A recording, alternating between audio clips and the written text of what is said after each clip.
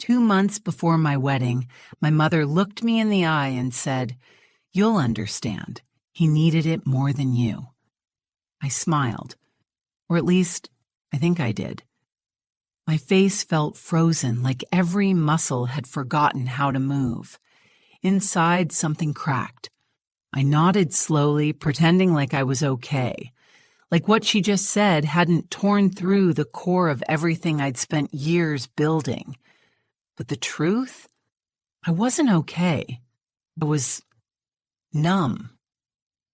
That night, I sat in the dark, staring at my phone screen. Not reading, not scrolling, just staring. The soft glow lit up my face, but the rest of the room was drowning in shadows. My hands trembled slightly, fingers twitching with the urge to throw the phone across the room, but I didn't. I couldn't. I was paralyzed by disbelief. All I could hear was her voice replaying over and over in my head. He needed it more than you. Was I not supposed to feel hurt? Was I selfish for wanting my own wedding? For saving for years while working 2 jobs, skipping vacations, saying no to new shoes, coffee dates, dinners out, all for that one day? I had saved $24,000.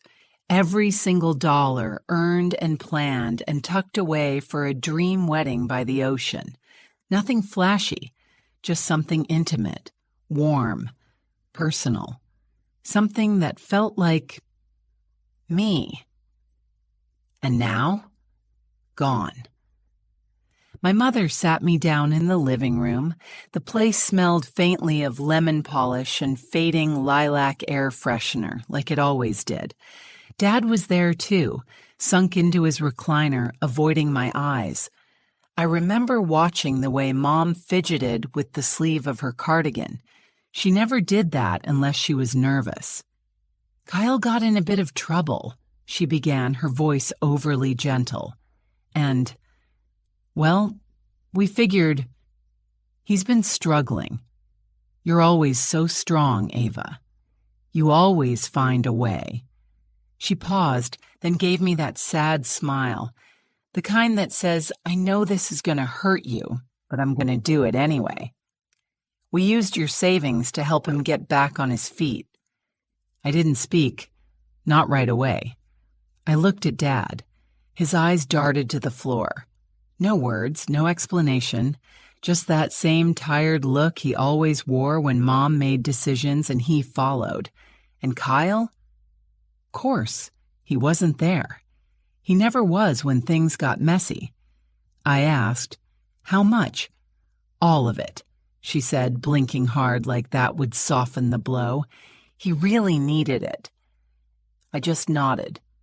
My heart was pounding, but my face stayed still. No tears, no yelling, just a weird floating sensation, like I wasn't even in my body anymore, like I was watching it all from outside the window. I said, "Okay, just that." Then I left. Daniel, my fiancé, was waiting for me in the car. When I got in, he looked at me like he could tell something was wrong. His eyebrows knit together, his hand reaching for mine. "What happened?" he asked. I turned to him, my voice barely a whisper. "They gave our wedding fund to Kyle." He blinked. "What?" "All of it," I said, staring out the windshield. "They said I'd understand." Silence. Then Daniel exhaled, long and slow. "So, what do you want to do?" I didn't answer right away. My brain felt like a spinning top, but somewhere, underneath the heartbreak, something else flickered. Not anger, clarity. I looked over at him and said, "We're still getting married. Just not how they think." And in that moment, a new kind of plan began to form. Before all this, my life felt like it was finally aligning. After years of clawing my way up in the marketing world, I'd landed a job that paid well, gave me freedom, and finally allowed me to breathe. I wasn't rich, but I was comfortable, independent, stable, and I was in love. Daniel and I met at a networking event 3 years ago, while everyone else was throwing around buzzwords and pretending to be someone they weren't. He just listened. He asked me how I was actually doing. He remembered that I liked my coffee with oat milk and no sugar. He noticed things. When he proposed, it wasn't flashy. No cameras, no staged rooftop, just us on a hike on top of a hill with the wind in our hair and the city behind us. He pulled out a simple ring and said, "Let's build something real." That's all I ever wanted. And when we started planning the wedding, I told him not to worry about the money. I had it covered. I'd been saving since I was 25, ever since I realized that relying on my family meant signing up for disappointment. Because growing up, everything revolved around Kyle. My younger brother could crash the car, drop out of school, max out credit cards, and my parents would always find a way to excuse it. He's just figuring himself out, they'd say. Or he has potential, he just needs time. Meanwhile, I was the responsible one, the fixer, the planner, the one who stayed home during spring breaks to work extra hours, the one who never needed help. At first, I wore that like a badge of honor. Being the strong one made me feel proud. But over time, I realized it was just another way for them to say, "You're on your own."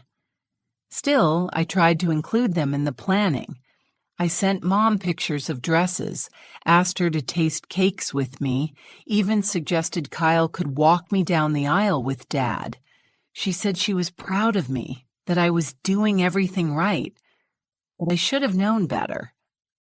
I remember sitting in my little apartment surrounded by swatches of fabric, Pinterest boards, venue quotes, feeling this quiet joy, a soft, steady hum of excitement, the kind that fills your chest when something beautiful is about to happen. I was creating something sacred, a celebration of love, of survival, of finally being seen. But when they took that money, without telling me, without even asking, it was like they reached into my chest and snuffed that joy out like a candle. They didn't just take the cash, they took my moment. They looked me in the face and said, "He needed it more." Not "you deserve this," not "we're sorry," just that. And the worst part? They expected me to carry on like it didn't matter, like I'd understand, like I'd just downsize to a local hall and move on. But how do you shrink your dream to fit inside someone else's failure? I couldn't. So I sat there, heart pounding, tears long dried up, looking at a future I hadn't expected, and said something I didn't even know I meant until the words came out. We're still getting married, just not how they think. Because if they weren't going to give me the wedding I deserved, I'd build one without them, and I'd make sure they saw it. But not right away. First, they'd have to believe the lie. The next few days felt like living in someone else's skin. I'd go to work, smile during meetings, answer emails like nothing had happened, but underneath, I was unraveling. Every time I looked at my calendar, saw the countdown to the wedding, I felt like I was choking. The wedding wasn't just a celebration. It was the one thing that made me feel like I mattered. And now, it was a charity case.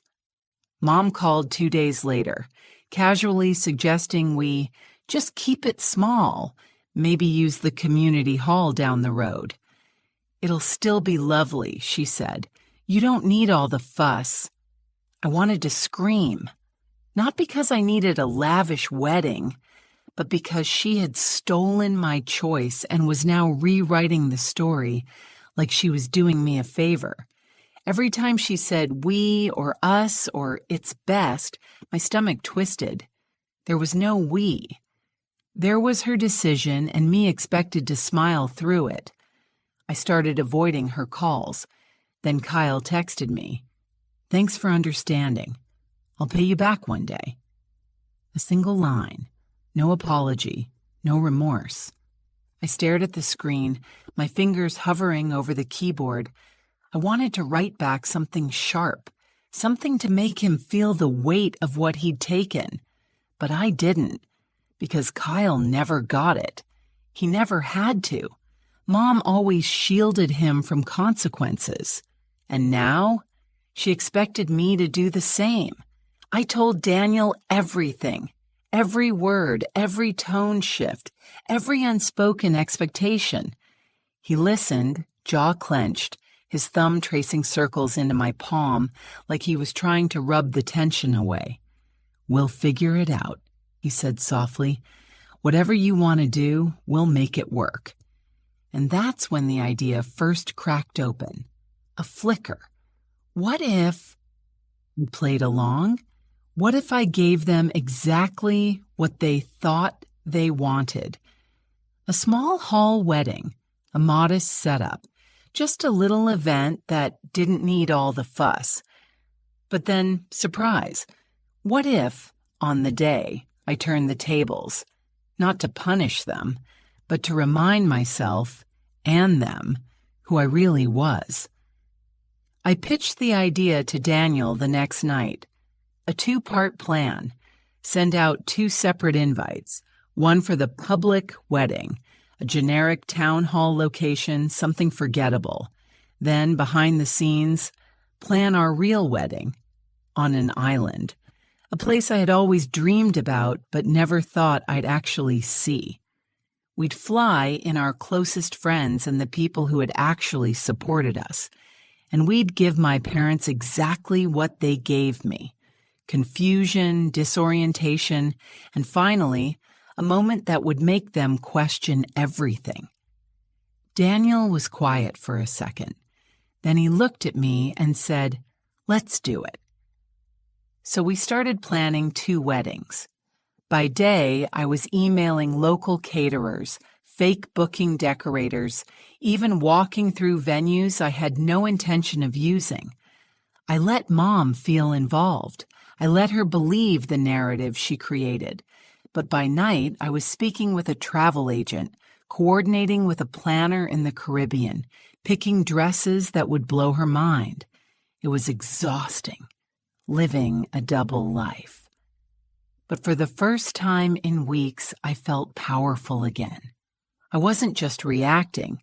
I was taking back control. They thought they stole my moment. They had no idea what was coming. The first time I saw the island, I cried, not out of sadness, not even joy, just this strange, overwhelming sense of release, like I was finally breathing after holding my breath for years. It wasn't huge, nothing over the top, just a quiet, private place with turquoise water, palm trees swaying like they were whispering secrets, and a small white archway where we'd say our vows. I didn't want glam. I wanted peace. I wanted beauty, and I wanted it to be mine. As Daniel and I walked the shoreline, hand in hand, waves brushing over our ankles, he smiled and said, "This feels like you." That meant everything. We booked it immediately, 3 weeks out. The plan was set in motion. We would send the official invites to my parents, a few distant relatives, and old family friends for a wedding in a small hall just outside town. Something forgettable, low-key, exactly what my mom had suggested. And we made it look real. The website, the printed invites, even a fake RSVP list. I used a burner email to contact vendors and got quotes just in case my mom snooped. She loved it. "This is so tasteful," she said. "I'm proud of you for being practical." I wanted to laugh or scream or both. Meanwhile, our real guest list, Those who had been in our corner, who had cheered for us when no one else did, received something very different. A gold-trimmed envelope, hand-delivered with coordinates and a plane ticket. Inside, it said, "Packlight, you're going to paradise. This is the real wedding." People were confused at first. I expected that. But one by one, the calls started rolling in. My best friend Taylor cried on FaceTime. "You're actually doing this?" she asked. "Yeah," I said. "I'm done playing small." Daniel's parents were ecstatic. They even offered to cover part of the catering as a gift. As the days ticked by, the contrast between the two worlds grew sharper. In one life, I was walking through second-rate banquet halls with my mother, pretending to be excited about plastic chairs and buffet trays, smiling, nodding, holding back bile. In the other, I was choosing flower arrangements made of wild orchids and local blooms flown in fresh. I was picking sunset ceremony music, practicing vows that made me cry every time I read them out loud. Living in those two realities was exhausting, but it gave me a kind of secret power. I started to realize how often I'd made myself smaller for their comfort, how often I swallowed hurt to keep the peace. Not this time. 1 week before the wedding, I met Mom and Dad for coffee. I watched them sip lattes like nothing had happened, like we weren't pretending this wedding was a happy family event. Kyle didn't even show. Mom started going on about how excited she was to see me walk down the aisle. "Simple weddings are always the sweetest," she said, smiling. I stirred my drink slowly, watching the foam swirl into nothing. "Yeah," I said. "Simple, but unforgettable." And in that moment, something shifted. I wasn't hiding anymore. I was staging something. Not a show. Not revenge. A revelation. I wanted them to look back on this and feel it. Not the wedding, not the photos, but the moment they realized they never really knew me at all. I smiled back at my mother. "We'll see you there." The morning of the wedding, I woke up to sunlight spilling across the white curtains of the island villa. The air smelled like salt and hibiscus. Somewhere in the distance, I could hear the waves crashing gently, like they were holding their breath with me. My hands shook slightly as I zipped up my dress, not from fear, from anticipation. This was it. I looked at myself in the mirror, barefoot, my hair loose in soft curls, the dress flowing like it was made of wind. This wasn't a fairy tale. This was real, raw, quiet, mine. Meanwhile, back in town, my parents had just pulled up to a modest event hall, a brown brick building with a peeling sign and an empty parking lot. No guests, no music, just a sleek black car waiting out front, engine humming softly. Inside, a single man in a suit approached them. "Rick and Linda?" he asked politely. "Yes," my mother answered, glancing around. "Where is everyone?" The man smiled, handed them an envelope, and gestured to the car. "They're waiting." Inside the envelope was a card. "Sometimes you have to lose control to see who you've become. Your daughter didn't disappear. She leveled up. Let us show you where she's really getting married." The driver didn't answer their questions. He just smiled and nodded, like he'd been instructed. They were driven an hour out, to a private airstrip, then escorted onto a small private plane. My parents, confused, flustered, still dressed for a budget hall wedding, were flown across the coastline to the island where everything was actually happening. As the plane landed, they looked out the window and saw white chairs set up along a sun-drenched beach, guests dressed in pastels, champagne flutes in hand, a string quartet playing softly under palm trees. My mom's face went pale. Dad sat perfectly still, And then they saw me, standing at the top of the sandy aisle, hand in hand with Daniel, glowing in a way I don't think they'd ever truly seen. Every head turned. Conversations hushed. For a moment, the only sound was the waves and the soft breeze curling through the ceremony space. They walked slowly down the wooden path, completely out of place. Mom in her beige department store dress, Dad sweating through his suit. I watched their eyes scan the scene, trying to make sense of it. I stepped forward. "Hi, Mom. Hi, Dad," I said softly. "Welcome to my wedding." She opened her mouth, then closed it again. For once, she didn't know what to say. Rick finally spoke. "You did all this?" I nodded. "With the money I had left, and with help. Real help." Silence. Then my mom blinked hard. "Why didn't you tell us?" I smiled just a little. "Because you already decided what I could and couldn't have. I just decided I was done asking." The guests watched, quiet, not intruding. But the moment was heavy, sacred. I wasn't trying to shame them. I just wanted them to see. Daniel squeezed my hand. "We're about to start," I said. "You're welcome to stay." I turned, walked back to the altar. They followed, silently, humbled, changed maybe, but at the very least aware. And as I looked into Daniel's eyes and began my vows, I felt it. Not revenge, not victory, freedom. This was my moment, not taken, claimed. The ceremony ended just as the sun dipped behind the ocean, painting the sky in streaks of gold and rose. As we walked back up the aisle, barefoot and beaming, the guests erupted in cheers. Laughter, hugs, music. It felt like the version of life I always wanted. One where love wasn't conditional and celebration didn't come with guilt. We danced. We cried. We toasted under string lights as waves whispered just feet away. And for the first time in my life, I didn't feel like I had to earn my joy. I was allowed to just have it. Later that night, after the cake had been cut and shoes were abandoned in the sand, my mom approached me.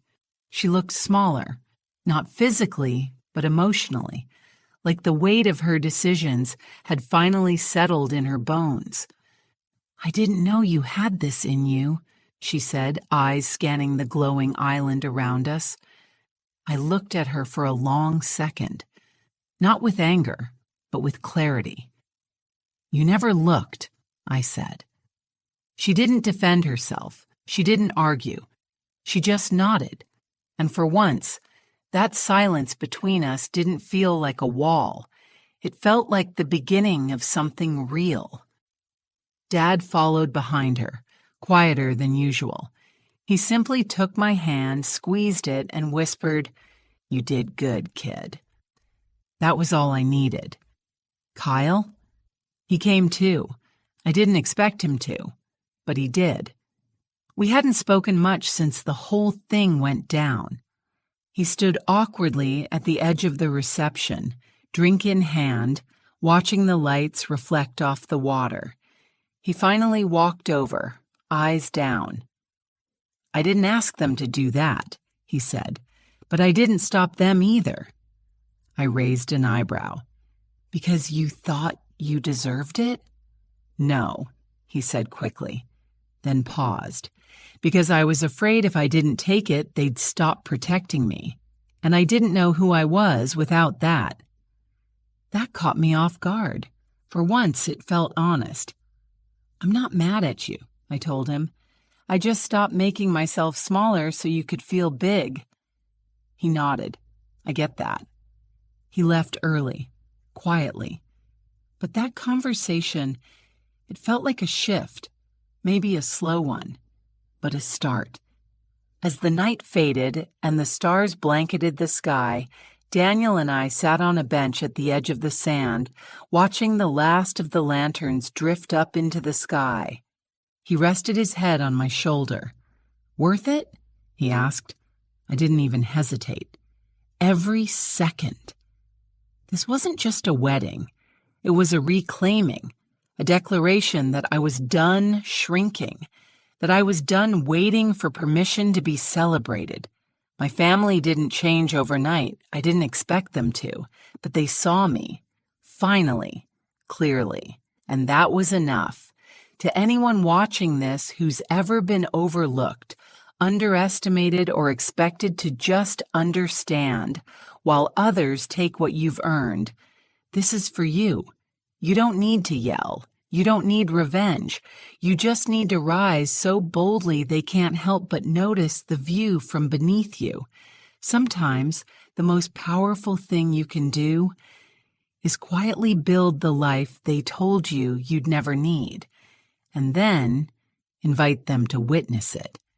So yeah, they took my moment. But I didn't ask for it back. I built a better one, without their permission. And if you've ever been overlooked, underestimated, or told to just understand, remember this: you don't need revenge. You need clarity and the courage to choose you.